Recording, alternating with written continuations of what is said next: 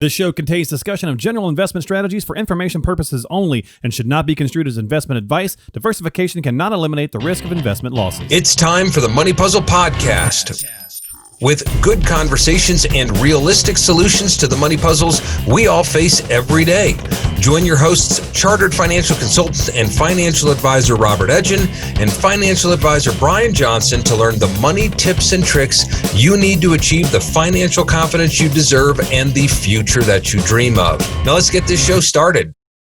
Hi there, hello, and welcome to the Money Puzzle Podcast. I am Robert Edgin, and I'll be your guide for the ride for the next few minutes. This is the place for candid conversations about money, finance, investing, and all of the other pieces of the money puzzle that you need to figure out so you can have the financial confidence you deserve and the future that you dream of. That's right. Thank you, Brian Johnson, in studio with me today for episode number 61. Brian Johnson, the research wizard, the analysis assassin. I don't even know what that means. I don't either. So, but I like it. Let's move on. In the studio with me today, thank you for driving down from Denver. You're welcome. I'm excited to get into this meeting. You know, I was just at a realtor meeting last week, and I was actually speaking to a group of realtors about how much you should have invested or saved for retirement based on different ages. That way everybody could kind of know if they were on track or not. And I thought we need to have that same conversation with absolutely everyone who will listen. Right. Absolutely. Right? It is such an important thing to talk about where you should be. That way you have a gauge. Right. You can know if you're on track or not. So we're going to talk about that today. We're also going to talk about the difference of average and median, which, don't worry. We're not going to have to do much math. Deer in headlights. But it does make a humongous difference in the conversation. So we're going to talk about that. We're going to talk about what's the average that people have saved versus the median, how that compares with experts' opinions on where you should be. And then we'll finish off with a few tips on how you can maybe get to where you should be. Right. Sound like a plan? Yes. So, okay. We've got a lot to get through. But before we get into today's hot topic, you know, I do a lot of reading and research, and I come across different financial headlines and articles that catch my eye. So I thought we'd take a minute and look at some news. All right, today's news article comes to us from Reuters, and the headline reads, Clawing Back Normality, Bangkok Cat Cafe reopens after virus shutdown. Brian, I know you were concerned about the Bangkok cat cafes. I really like cats. So, yes. Now, by the way, and actually, I wrote this here to make sure you knew, this is not a restaurant where you eat cats. I didn't think it was where I ate cats. I thought maybe how much you it's where cats go to eat. So, almost. This is a restaurant where cats hang out with you while you eat and keep you company. So here's what it says. As Thailand's capital cautiously reopens, many restaurants shuttered after the coronavirus fears, the feline employees of the Catterday Cafe, very clever there with their name, are back at work. The few dozen friendly cats that lounge around the cafe, breaking up their nap time to saunter over to human customers for snuggle and belly rubs, are now back at work. So the good news is the friendly fur balls give some much needed outside contact for the Thailand folks who have mostly been confined to home. So that's good to know. And out of the 50 cats that are on staff, 35 of them are rotating. And Brian, don't worry, as an extra precaution, the cats are having regular dry baths and their fur brushed and eyes cleaned. Does it come with allergy meds? This would be horrible for me. I would literally kill me. So, you're allergic to cats? It's terrible. Cats are great, but as long as from a distance. I have 2 cats, and they live in the barn to catch and kill mice. That's it. They're mousers. That's their sole purpose. So, and do you ever pet them? Yes. Yes. I actually, we had a cat. It was the only cat I was allergic to it. My wife just didn't care. So, still slept in our bed with us. And, it was horrible. Wake up every day, all, eyes swollen shut. Horrible. But if you are heading to Thailand, don't worry. You can visit the Catterday Cafe. If you want the rest of that story, there's some more and some pictures. You can get the link in our show notes directly below the episode. Go down and check that out. But for now, let's go ahead and get to our hot topic for the week.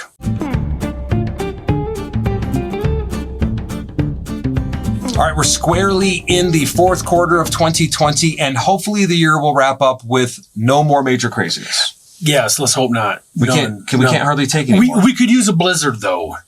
Definitely here in Colorado. Yes, we could use a blizzard. So let's have that craziness. Okay, that's the only kind of craziness. But we do have an election coming up in just a few short weeks. That could lead to all sorts of craziness that we just don't know about yet. So now, by the time you hear this, the election is going to be over, and you'll already know if things got crazier. We hope it's over. Well, they still may be counting. Yes. It might take them weeks or months.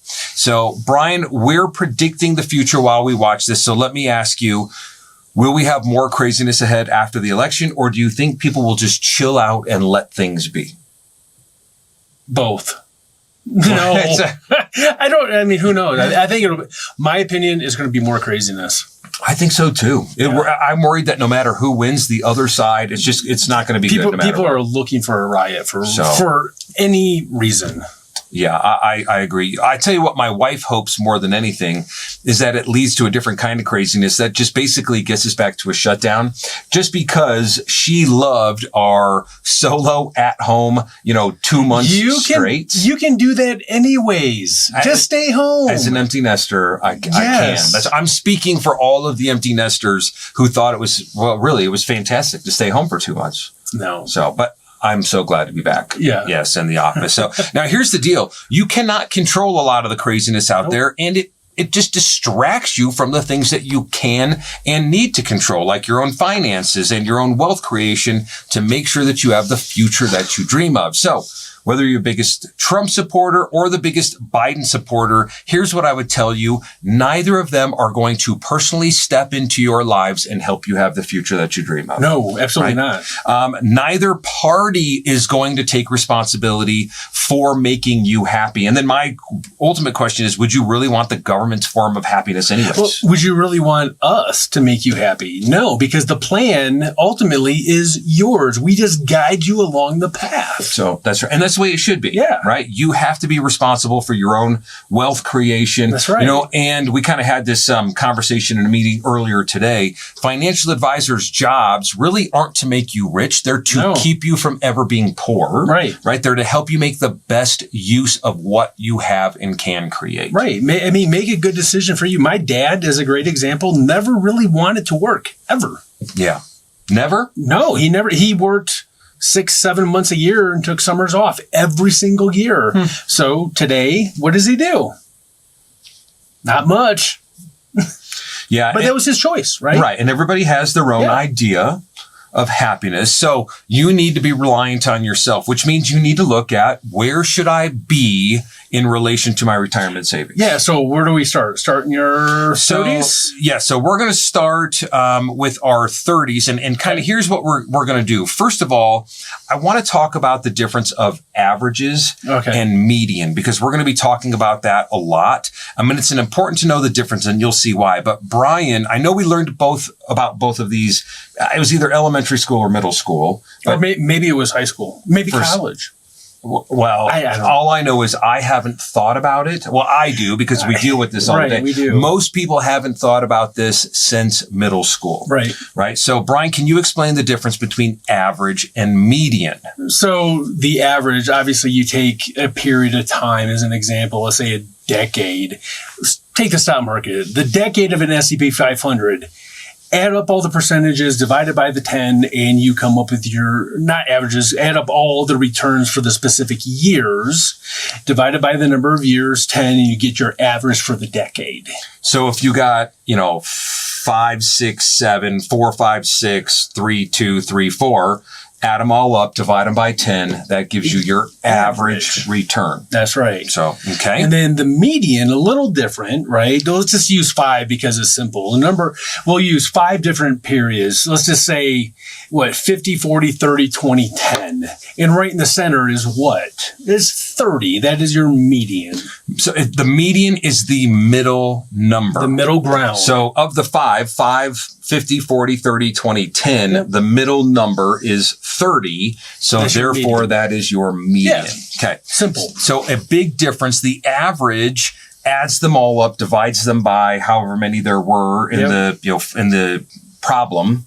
And the median just looks for the middle number. Right. So, okay.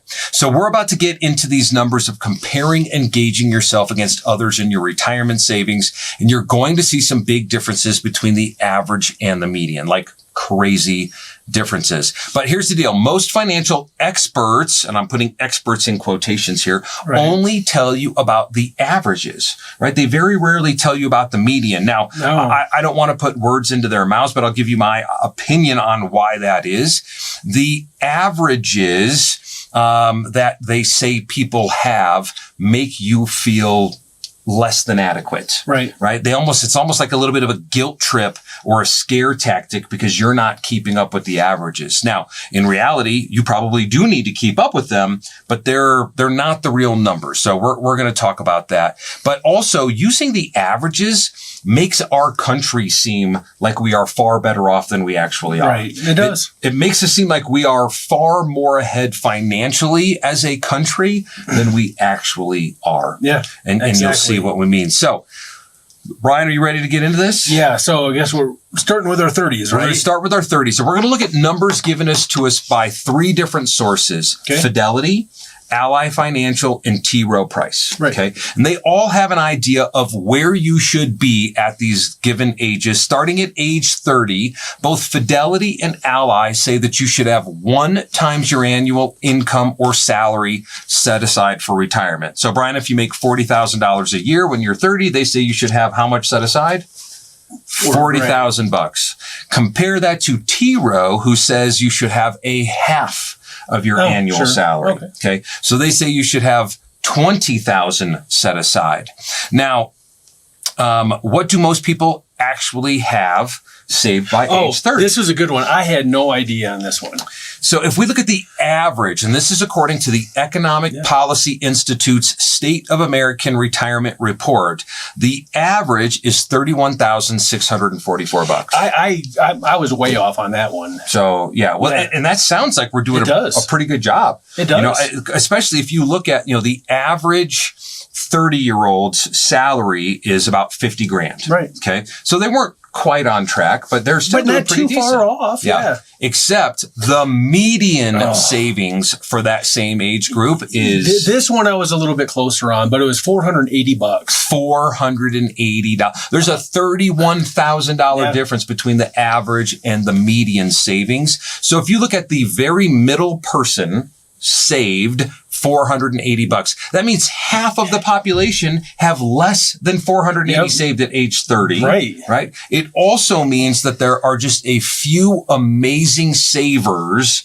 who are skewing these numbers. Right. You have to think of, we talked about him earlier. Mark Zuckerberg is a great example, right? In his 30s, he was $1 billion or whatever. That's right. So you take all of these startups, the guys who started up a lot of these tech firms did it in their 20s. So by the time they're in their early 30s, they might have hundreds of millions of dollars. Google guys. So Google, it skews the numbers. But in general, they say that you should have about 1 times your annual income. Okay. By the time you're 30. All right. By the time you're 40, both Fidelity and Ally say that should be at 3 times your annual income. T. Rowe Price says it should be 2 times your annual income. But here's something else to consider. What happens as we go from our 30s to our 40s with our income? Our income goes up. Well, hopefully, right? Hopefully. Yes. And according to the numbers, the average actually goes, from it's 50,000 at age 30, it actually goes up to 70,000 at age 40. So there's a $20,000 income growth there. But if you're supposed to have 2 or 3 times your income saved, now it's on a much bigger number. Oh, a much, much bigger number. So what does that tell you with the averages of the 31,000 in your 20s? You really got to pick up your savings base. So absolutely, because it's not just, I was 1 times my, $40,000. Now it's 2 to 3 times my $70,000. So your 31,000 should be 210 as an example. So that's right. Yeah. Now if we look at where are people actually at, the average for 38 to 43-year-olds is $67,270. It did not go up that much, did it? Well, it went up $30,000, but it did not go up. It's nowhere near the 200. No, because so now we should have had $50,000, and now We're at 60,000. We should have 210. That's right. I mean, you want to talk about a gap to have to make up is huge. So that's the average. What's the mean? I didn't even look at this one. The median, yeah. What do you want to guess before I tell you? It was 1,300. So actually, you're a little low this time. It's 4,200. 4,200. The middle 42 or 40-year-old has about $4,200 saved, and they should have $200,000 saved. Oh my gosh. A little bit of a difference, right? You know, my kids, all teenagers, well, except for one of them who's only 11, they have more than that. Yeah, well, you're an amazing dad, by the way. They work and you're a financial advisor. They work summer jobs, and we live way out in the country where the only store is a long ways away, and only one of them can get there. That helps. It does. There's parenting tips by Brian. Move to the country, have no stores available. I think that's brilliant. So, all right. So by age 50, T. Rowe Price says you should have 5 times your annual income saved. Both Ally and Fidelity say 6 times your annual income. And to compound that, the average income is now 80 grand. Oh my God. Yeah. So now you $500,000. Now you need, that's right. Now you need somewhere between 5 times and 6 times your annual income. So yeah, now we're approaching that $400,000 to $500,000 mark. So that's gone up double from your 40s. Right? Oh, yeah. At 40, you should have had a couple 100,000. Now at 50, you should have 400,000 to 500,000 saved. Right. The average, by the way, 124,831. Oh, Brian, the median, I'm going to guess, is probably 13. $8,000. It only doubled? It doubled. Over from 40 to 50, it doubled to $8,000. That's it. So, but the average and the median are $116,000 difference, right? So it's important to pay attention to that. But really, what is it saying that we need to do? Spend more, save less. That is not. Oh, no, that's backwards. That's what it said. That's what we're doing. Right. No, but that's opposite of what we should be doing. Yes. So, all right, we're going to cut to the chase and skip ahead to the year you retire, which is probably going to be around 65 to 67 is kind of the average retirement. That's also now 67 for anyone younger. That's called your full retirement age with Social Security, at least for now. That may change in the future. That's right. So this is interesting to me. T. Rowe Price, who had the lowest numbers at every age, right? You had a half at 30. You only had to have 2 at 40. They were lower on their number. They now have the highest number recommendation. Okay. They say that you need 11 times your annual income by the time you retire, whereas Ally says it's 9 times and Fidelity says 10 times your annual income. So what's the average salary at that age? The average salary is about $88,000. So now you need, let's say 10 to 11 times that. $1 million. So you need, 888,000 would be, 11 times that, but just call it $1 million. Let's call it $1 million. For easy. What's an extra 112,000 between friends? Right. Just a check. It's just an easy check. So by the way, the median savings, I'm sorry, the average. No, actually, I'm sorry. This is the median. Yeah, let's do the median. I'm going to guess $62,413. That is extremely specific. I know. Well, hey, I was way off every time, so I thought I'd be more specific. All right. Well, you're still way off. And this actually, this shows how much people do between the age of 50 and 60, because at 50, it was 8,000. Yep. At 67, or actually, I'm sorry, at 66, it's 172,000. Oh my gosh. I was, again, more than double off. I think people, by the time they're getting into their mid 50s and approaching 60s, I think they're like, holy crap, we have not done what we need to do. Well, we run into that quite often, don't we? Like every day. Yeah. Right. And so then what do they try to do? Everything they can, but what's working now against them? They have no time. Time. Right. Yeah. Now they finally get it, but now they don't have the time to do anything or enough about it. Yeah. Right? Well, we got a call from one of our insurance clients yesterday, which is weird, getting rid of her house to live in her camper because she's getting close to retirement. She has no money. It's drastic. It is. Right. But if you have not thought about this until you're 55 years old and you're like, oh my gosh, I need to have 10 times my annual income saved and I have 1 time saved, what is your other options? right? You sell your house and live in a camper. Sell your house, live in a camper. Or make some plans and do some things ahead of time. Right. And that's where parents can really start working with their kids to instill in them a habit of savings. Get that habit going, because when you do it when you're young, you don't have to save as much as you do. I mean, look at, if you went from $60,000 as an example, all the way up into a period of years of 125, that was a lot more savings that you had to do. It wasn't just returns. Mm-hmm. It was a lot more savings, which then eats into your fun time, right? So absolutely. Well, and think about it this way, and I'm going to use something that we had in our meeting earlier today. If you were to lose your job tomorrow, and you were to get laid off, right? And you weren't able to get your job back for 20 to 30 years, how would that impact your family finances and your ability to have fun and live your lifestyle, right? Oh, absolutely drastically. What is retirement? That's what it is. It's losing your job for 20 to 30 years and trying to maintain a lifestyle. Right. So you have to put some thought into this. So how do you do it? Well, first things first, I would suggest getting on board with a 15% savings rate of your income. Minimum. And if you do it at 15% when you're young and you just maintain that, then as your income goes from 40 to 50 to 70 to 88, you're saving 15% of all of those numbers, and that is going to help you get there. Right. That's one way to do it too. That is a big part of it, but also pay off debt.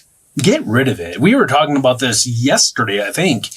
I mean, really start maximizing getting rid of your debt, or especially your home, because when you go into retirement, what better way to increase your lifestyle with not having a house payment? So you're tackling the problem from the other side, right? Because you might not need 11 times your income if you have less debt. That's right. And right now in today's environment, what are interest rates running? I saw a 15-year, I don't know if you could actually get it, but it was advertised at 2.2%. So APR. I mean, that is cheap. But if you decide to refinance and do that, I think we talked about this last time. If you decide to do it, make sure you still accelerate to get that thing paid off. So absolutely. Something else, make sure you're taking advantage of matching programs that are offered to you by your employers. Right. Especially in the 401k. Oh my gosh. Most employers will match something. You better at least maximize that, because you're doubling your return immediately. If you can contribute 15%, okay, that's awesome. Yep. Then now you're getting, let's say, a 5% return from somebody else. Addition from somebody else. Now you're saving 20% of your income. Right. And if you can invest 5 and have them contribute half of that, 10 and have them do half of that, it's 5. Now you're getting to your 15% number. Yeah, absolutely do it, because it's free money. Who doesn't like free money? I don't know, Rob? No, I still like it. Oh, he still likes it. I still like free money. So, all right, something else to think about is outside accounts that have better tax considerations in the future, right? So a Roth IRA, because if you don't have to spend or pay taxes in the future, then you can have less funds coming in because you don't have to give up a part of it. Especially now when we have some of the lowest tax rates we've ever had. And with employers now offer the Roth 401k. Oh my gosh, you can drastically increase your retirement savings. I love the Roth 401k. Something else to consider that we'll want to get into. In fact, this was a conversation that I had back, I think, in episode 32 with Jeff, one of my clients. You remembered it. And luckily I happened to look it up earlier. Oh, so that I was going to say, how do you remember that stuff? But that was all about passive income. Right. And Jeff and his wife have built up 6 rental properties.